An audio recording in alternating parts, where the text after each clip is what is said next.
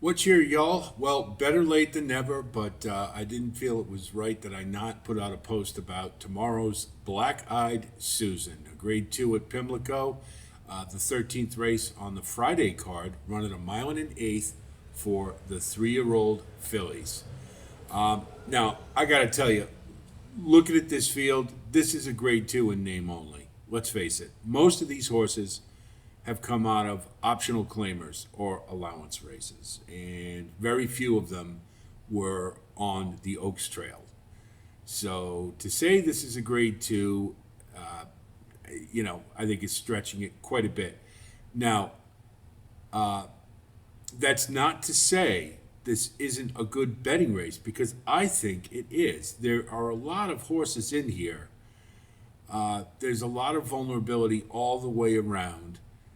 And this morning line to me is very strange. Running and gunning is the post time favorite. I don't see it at all. Or Margie's Intention being the second choice, or a Marth. It's a tough field from that perspective. There's not a lot of cachet, let's say, but there are some good betting opportunities for sure.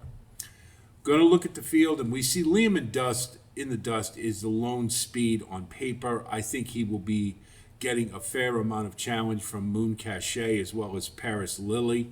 And for that reason, I think there will be a fairly well contested pace.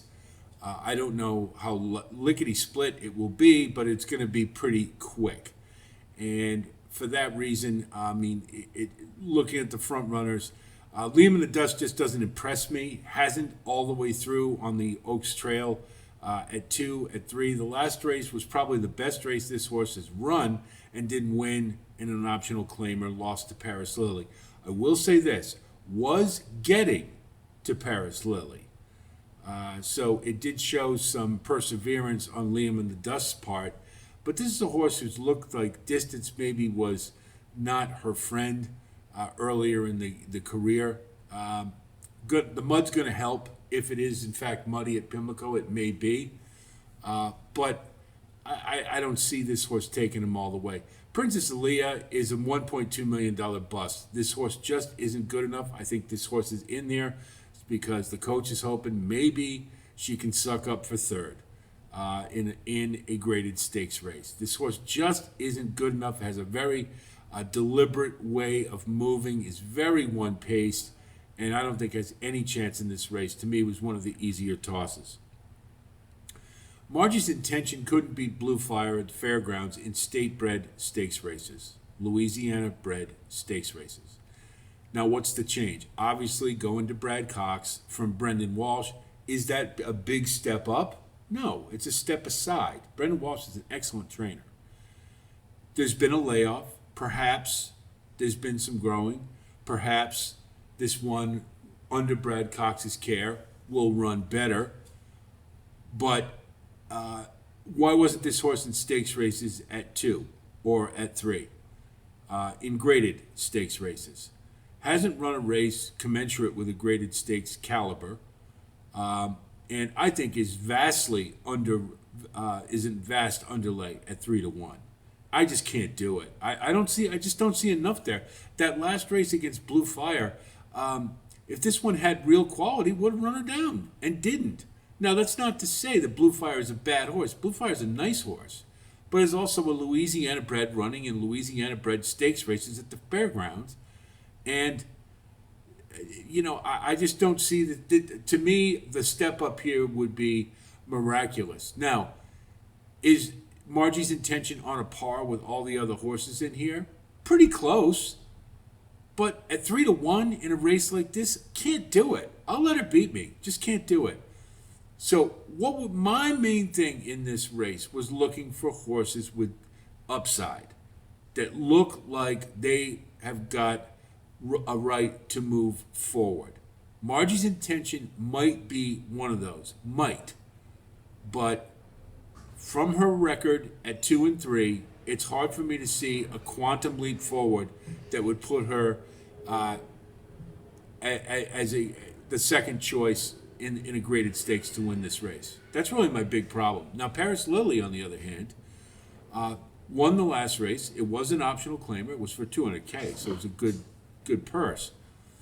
Held off Liam in the dust, who was getting to her a little bit, but ran a career-high Brisnet number off the bench for Godolphin, and we know what they've been doing this year. And I think has every right to take another step forward. You always want to see that career high coming off the bench. And for me, that's enough to get excited in this race, especially at 8-1. So Paris Lily is probably my second choice in this race. Moon Cachet, the thing I don't like more than anything is you look at her running lines. She had probably her ran most consistently last time for a decent third, but look at those running lines before. She ran a lot of hot paces and then crawled home, and her wins were all the same with an extremely slow late fraction, just kind of begging for the wire. I just don't see it from her. Again, I don't see the 20-1 part is mildly attractive, and if you want to put her underneath in the try, I could see it. But I don't see enough where this horse, again, is going to take a step forward where she's going to be head and shoulders above these, and I think is more likely to be underneath. So I'm going to toss her. Running and Gunning is the favorite to me is an absolute joke. I want to be on record as saying that this horse ran in the Fantasy Stakes last time and sucked up for third, had no chance in that race whatsoever. And I remember we posted that. After watching her at Sunland, I said, she's got no chance. And she won a very bad race out at Sunland. I said, but a gun runner will keep running, and that's exactly what she did, and got third. A bad third, a beaten third, and now is the favorite in a Grade 2 stakes race as a deep closer who doesn't do any running early. No thank you. I'll use Running and Gunning underneath for the trifecta, but no way. I can't. Not at those odds. I just can't see it. Gun Runner in the mud. Okay, you can elevate maybe a little bit, but this horse hasn't demonstrated she's fast enough to beat these. And maybe later in her career, gun runners get better as they get older, but not happening here. I'm going to use her very sparingly and underneath only. I like a Martha in this spot, and I'll tell you why. This horse has had flashes. Her debut at 3 was pretty good, got a good second. The next race, not so good, but follow this for a minute. How many horses have we watched this year in the Derby and the Oaks Trail have a good race coming off the bench, then a not so good race, and then come right back with a really good race? Lacara, for instance, was one that rings a bell, where we thought when she went to Gulfstream at the Devona Dale, it was going to be no problem, and it was. But she came right back at Keeneland and wins the Ashland. Now, didn't do so well in the Oaks, that's true, but the pattern is there. And it seems to be a pattern. We saw it on the Derby Trail. A lot of horses, they kind of take, they give them 3 preps, but the middle one they kind of give, they take off a little bit, and then to run back in the third start. Eddie Keneally and Luis Saez were gold at Churchill Downs. His barn is really firing, and he's great with shippers. That, to me, is the biggest appeal. This horse has been somewhat competitive, probably a little more competitive than most here in graded stakes, and I think there's upside. And I want a price in this race. I absolutely have to have one.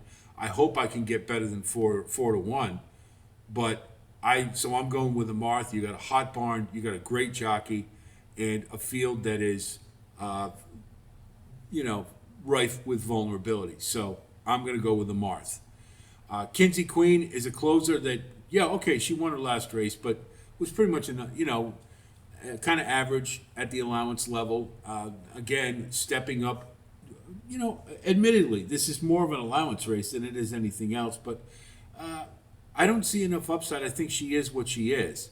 So she may run her race, may get to the bottom of the exotics, but I don't see as a viable win candidate.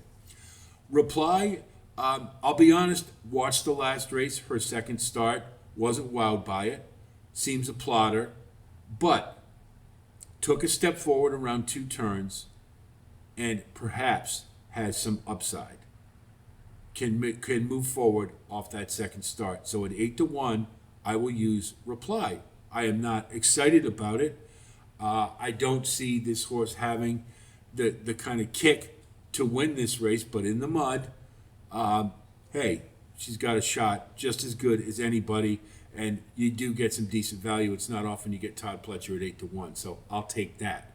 So we're going to go with a Marth to win what I think is a real funky race and a very good betting race. We'll look at our wagering strategy. We're not going to mess around a whole lot. We're going to go with a Marth to win. Then we're going to go 8-6, 6-8. I think Paris Lily is a solid second choice, especially at 8-1. Then we're going to do a key box with 8 on top with 4 and 7. And, you know, that should cover us in the event that a Marth can't get it done. But I think at the very least she'll get second. Trifecta, going to keep it real simple. 8 on top with 4, 6, 7, with 4, 6, 7. That's it. You know, we're just going to plant our flag. We're not going to mess around a whole lot. I'm not even going to do a super because this is an extremely wide open race. So we'll go with our price. We'll go with a Marth. Keep our fingers crossed, and hopefully we can take down the Black-Eyed Susan. I think of all the horses she has, the best upside. And again, for a hot barn, you never want to overlook. So why not go with a Marth in the race? Hope this analysis helps you with your own wagering strategy. I wish you the best of luck as always. Certainly, if you do like content like this, please like and subscribe. And again, you know, it's been the millionth one, but I'll thank you all again for growing our community. We appreciate the comments. It's been a great year so far for horse racing at Right at the Wire, and we have you to thank for it, and we really appreciate it. Let's keep it going. We're going to have our full card for Pimlico for the Preakness Day on Saturday with best bets and value plays. We've already got the All Stakes Late Pick 5 on Preakness Day out, so go have a look at that.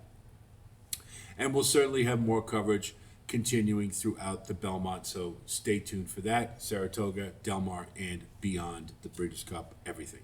So stay with us at Red at the Wire for continued coverage of the Sport of Kings. That's it from here. I'll talk to you soon, and until then, be well.